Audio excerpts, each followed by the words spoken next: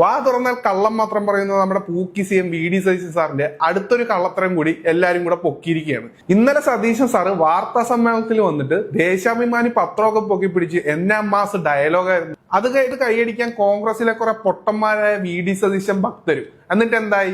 അധികം നേരം അതിന് ആയുസ് ഉണ്ടായില്ല, എല്ലാം കൂടി പൊളിച്ചടുക്കി കൈ കൊടുത്തു. ഈ വീഡിയോ കണ്ടു നോക്കി. ഞങ്ങളുടെ MD അവിടെ ചാർജ് എടുക്കുന്നത് ജൂൺ 11 തീയതിയാണ്. അതിനു മുമ്പ് അറിയാമായിരുന്ന ഏക പത്രം ദേശാഭിമാനിയാണ്. ദേശാഭിമാനിയുടെ സോഴ്സ് എന്താണ്? ഗവൺമെന്റാണ് ദേശാഭിമാനിയുടെ സോഴ്സ്. മുഖ്യമന്ത്രി നേരിട്ട് പറയുന്നത് ആദ്യം ഈ വാർത്ത റിപ്പോർട്ട് ചെയ്തത് ദേശാഭിമാനിയാണ് എന്നാണ്. പച്ചക്കള്ളമാണ്. അങ്ങനെയല്ല എന്നുള്ളത് ഇപ്പോൾ തെളിഞ്ഞിരിക്കുന്നു. മുഖ്യമന്ത്രിയുടെ ആ ചോദ്യം തന്നെ പൊളിഞ്ഞു. വസ്തുതയ്ക്ക് നിരക്കാത്തൊരു കാര്യമാണ് കേട്ടോ ഇന്ന് VD സതീശൻ പറഞ്ഞിരിക്കുന്നത്. ഒന്നാമത് ദേശാഭിമാനിയല്ല ആദ്യമായിട്ട് ഈ വാർത്ത പുറത്തുവിടുന്നത്, അതൊരു ദേശീയ ദിനപത്രമായിരുന്നു. ആ പത്രത്തിന്റെ പേര് ഇക്കണോമിക് ടൈംസ് എന്നാണ്. ആ പത്രം ജൂൺ 1 തീയതി പ്രസിദ്ധീകരിച്ച ഒരു വാർത്തയുണ്ട് കേട്ടോ. ആ വാർത്തയുടെ തലക്കെട്ട് എന്ന് പറയുന്നത് Adani ports in talks to sell stake in വിഴിഞ്ഞം ടു MSC എന്നാണ്.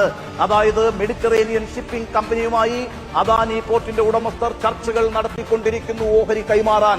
ഇതായിരുന്നു ദേശീയ ദിനപത്രമായ ഇക്കണോമിക് ടൈംസിന്റെ തലക്കെട്ട്. ഇനിയിപ്പോ ദേശീയ ദിനപത്രം മാറ്റിവെക്കാം, സംസ്ഥാനത്തെ ദിനപത്രമാണല്ലോ മാതൃഭൂമി ജൂൺ 3 തീയതി ഇതേ വാർത്ത തന്നെ വളരെ പ്രധാനപ്പെട്ട വാർത്തയായി തലക്കെട്ടായി തന്നെ ക്യാരി ചെയ്തിട്ടുണ്ട്. നോക്കൂ, ആ വാർത്ത ഇങ്ങനെയാണ്: അദാനി കമ്പനിയിൽ MSCക്ക് ഓഹരി പങ്കാളിത്തം പരിഗണനയിൽ. മാതൃഭൂമിയിൽ ജൂൺ 3 തീയതി പ്രസിദ്ധീകരിച്ച വാർത്തയാണ്. അതും കഴിഞ്ഞാണ് ജൂൺ 5 തീയതി ദേശാഭിമാനി ഈ വാർത്ത പുറത്തുവിടുന്നത്.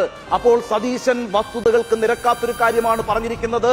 എന്തായാലും സതീശൻ സാറിനെ മാസ് ഡയലോഗ് കേട്ട് കൈയടിച്ച സതീശൻ ഭക്തരായ കുറെ അണികളെല്ലാം മണ്ടന്മാരായിട്ടുണ്ട്. സതീശൻ സാർ പഴയ പ്രതിപക്ഷ നേതാവല്ല, കേരളത്തിലെ മുഖ്യമന്ത്രിയാണെന്നുള്ള കാര്യം സതീശൻ സാർ പലപ്പോഴും മറന്നു പോകുന്നുണ്ടെന്നാണ് തോന്നുന്നത്. ആ സ്ഥാനത്തിരുന്ന് ഇങ്ങനെയുള്ള കാര്യങ്ങൾ പറയുമ്പോൾ പറയുന്നത് ശരിയാണോ എന്ന് ചെക്ക് ചെയ്യുന്നത് വളരെ നന്നായിരിക്കും.